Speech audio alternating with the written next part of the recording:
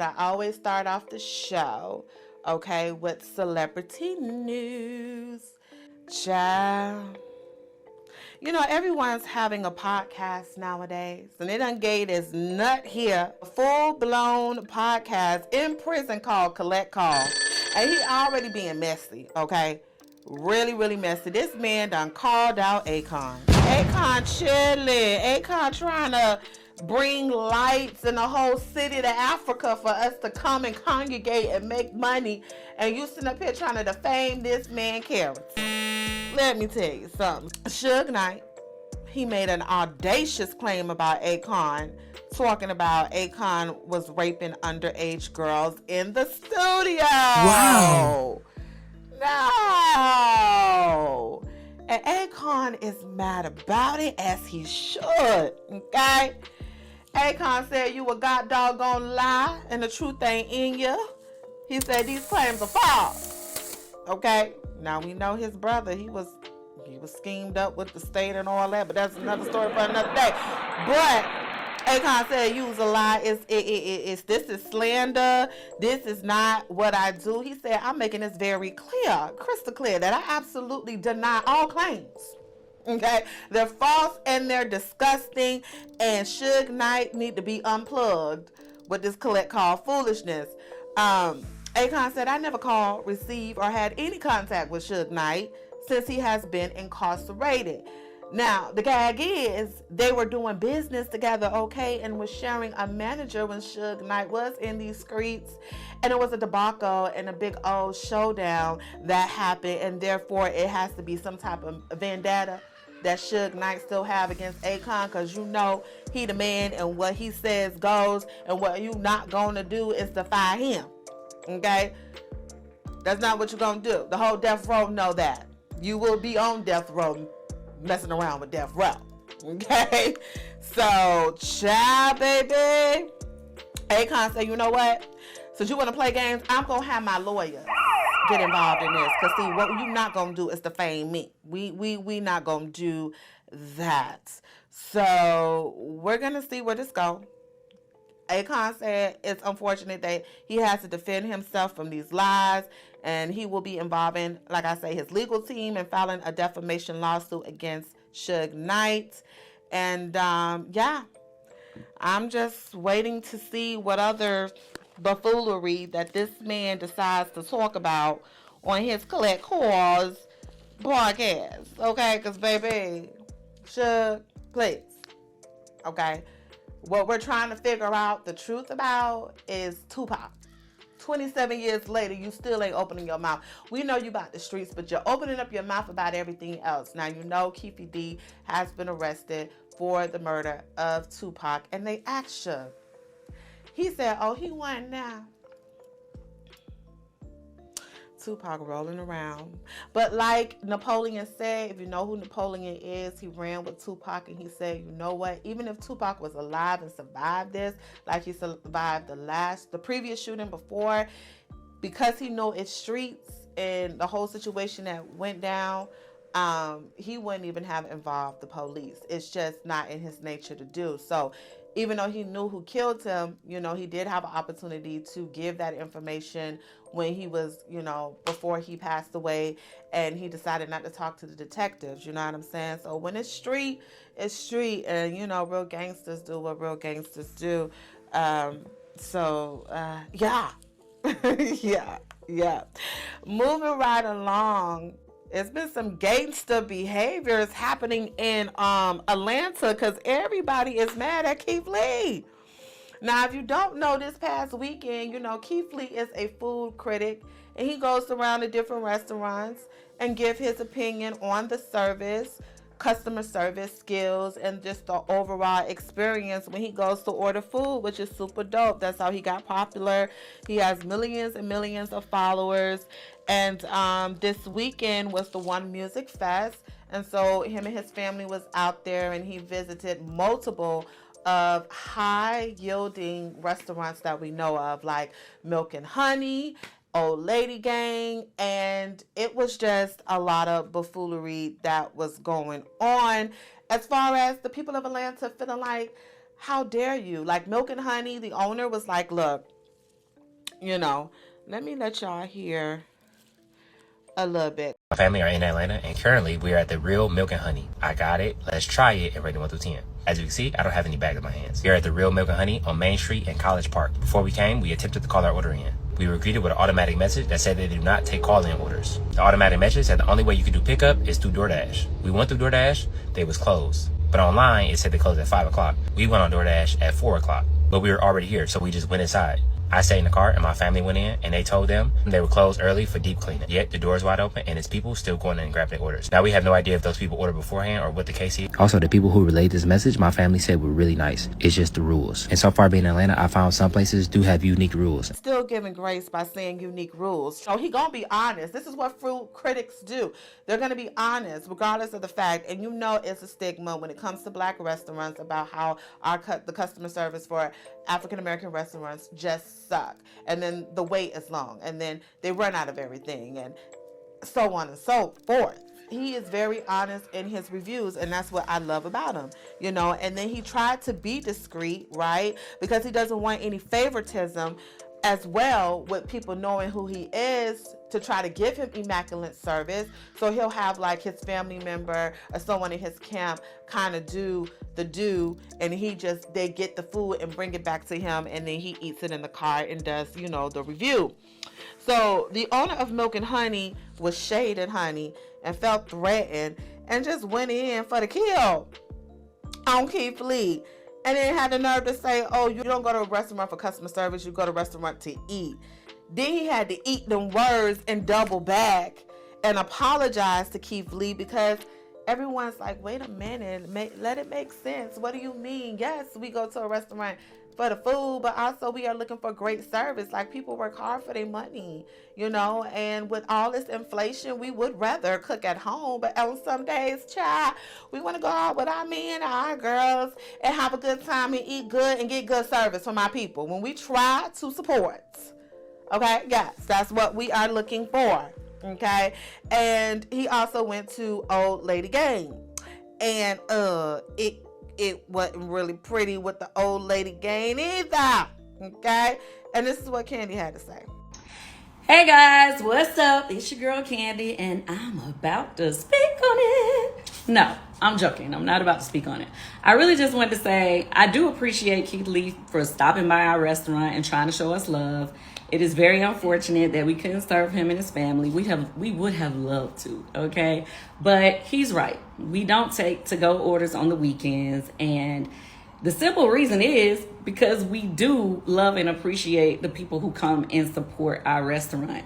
On the weekends, we get a lot of community support, people in our city that show up for us, as well as a lot of people from out of town. What I found strange is that it's like they can't keep up with the service or the restaurant. Like, yeah, just because you get a lot of people that come in and eat on a weekend, like, what other kind of prominent restaurant you know stop to-go orders because they don't want to overwhelm the kitchen? Make it make sense. See, this is what we be talking about with our people. This is what we be talking about, okay? And so, yeah, they weren't able to sit Keith Lee's family, said that they had to wait over an hour, and then once he actually arrived and his people went in, and then they kind of hinted, you know, it was Keith Lee. They're like, oh, we can sit you guys in 5 minutes. And he's like, look, no, I'm good. Like, you know, you told my family an hour, we gonna stand on that. You know what I'm saying? We gonna stand on it because what I don't want is special treatment. I'm here just like any other customer, and this is why I love Keith Lee. Because even though he has a following, he is super down to earth, and he's just super human, and he's not trying to put on no show, okay? And then the bad thing about it is, like, you win, you can't lose for winning. And now there's, you know, certain people in Atlanta that's upset. And actually, he is now receiving death threats, like, off of some food reviews. Like, this is ridiculous. Like, I don't, now y'all taking stuff too far, and it's always us. Like, come on now. So y'all trying to kill somebody for a food critic when it's other things that warranted other, let me shut up. Listen, it ain't like, we don't condone violence around here. Just say, y'all gotta pick and choose y'all battle. So Unfortunately, after all this stuff that happened over the weekend, he is now receiving death threats, and it's not cool. And I'm gonna let you hear what he had to say. Okay, let's talk about it. Every restaurant that me and my family go to, we were either A, invited by the restaurant themselves, or B, was told about the restaurant 100 plus times. From locals, from people who mention me, from people who email me, DM me. 99% of the time, I never go to a random restaurant. With that being said, my opinion was asked for. So many narratives being pushed, and it's insane to me. But let's be honest, what else do you want from me? If I go to a bunch of restaurants and have a string of good experiences, then I'm being too nice, I'm lying, the narrative is being pushed that my eye roll is fake, and I'm lying just to help people. Then on the same hand, if I go to 2 or 3 restaurants where I don't have the best experience, now I'm tearing down businesses, now I'm being mean, now I need to shut up, now I need to mind my business, now I need to sit down. Again, I can't win for losing. I understand everybody gonna have an opinion on the situation. You can disagree with me, you cannot like what I say. Completely understand, and I'm okay with that. But when my safety and my family safety start coming into play, that's where I draw the line at. But what can't happen is when my family or the restaurants or anybody's safety start coming into play. It's absolutely overboard. Especially when I was asked to give my opinion. Because you telling me my opinion only matter if it's positive. Because if it's positive, you got my face plastered on the wall and you saying keep sleeping here. But if it's negative, I need to sit down somewhere and you don't know who I am. Y'all don't be out here being stupid and being dumb and going over jail off of some BS. And half of the ones that's speaking, it's not even your restaurant. Hello? Like, what are we doing? You're not even in business. You know, Twitter gangstering ain't where it's at. Okay? And so listen, Keith like, look, if this is what's gonna be going down, I'm gonna stop this tour thing and I'm just gonna kind of like, kind of figure this out. And it's a shame. It is really sad that it has come to this type of violence because the man was being truthful. But y'all know I'm gonna keep y'all locked in because it's always teas going down in the streets, and I'm gonna keep you up to date. The amazing Missy Elliott. Okay, my girl is making history. She will become the first female rapper to be inducted into the Rock and Roll Hall of Fame. It's just super dope, okay? In preparation for the big honor, Missy sat down with Robin Roberts to reflect on her legendary career. While speaking with her, Missy spoke about her early years when she told people that she wanted to be a superstar. I can only imagine her dreams and, how they all became fulfilled. She said when they asked her what she wanted to be when growing up, she said she never wavered. I never changed. I said it every time. She wanted to be a superstar. Also, Robin asked her, if she would give her younger self, a message. And she said, there is a bright future for you and keep going. And that's the beauty of the journey of life, right? Staying true to yourself, staying true to your purpose, your dreams and your goals, and be consistent in that one thing. Because when you're consistent in that one thing, it will elevate you.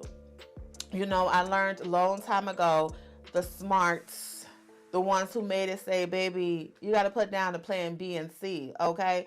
Focus on plan A, be consistent in that, and watch yourself reach the level that you want to reach, because it takes a lot to create in your craft. And you have to be honed into that. You have to be dedicated to that one thing for it to really grow. And I grew up on that Missy Elliott, and I really want her to kind of like come back right now, bring us another good album. It would be dope. She said that she also shared that Queen Latifah would be the one to introduce Missy during this year's Rock and Roll of Fame ceremony. Missy spoke on the Queen's impact. She says she's somebody that, like I said, come before me, open up the door, left it open, and I owe her so many flowers. This will not be Missy's first history-making moment. As previously reported, back in 2019, Missy became the first female rapper to be inducted into the Songwriters Hall of Fame because, baby, that penship is something serious. You hear me? That girl brain needs to also be in a museum. Okay? I'm just saying. So big ups to her. She deserves it all. Now, child, I guess this person deserves it all because, baby, she was out here frauding, scheming, and scamming. British Williams, baby, former cast member of Basketball Wives, LA. She has been sentenced to 4 years in prison for multiple fraud-related felonies, okay? Including schemes related to COVID-19 pandemic. Baby girl, see, this is what happens when y'all get on these shows and y'all trying to keep up with the Joneses, knowing that it's not really up your alley, okay? Trying to fit in, get your case in. She has pleaded guilty to 15 federal counts, including misuse of a social security number, bank fraud, making false statements to the IRS, and wire fraud in May. She was able to film and talk about her story, and the whole thing just played out on this last season, and it's just about time for her to turn herself in. Now, that's the end of celebrity news.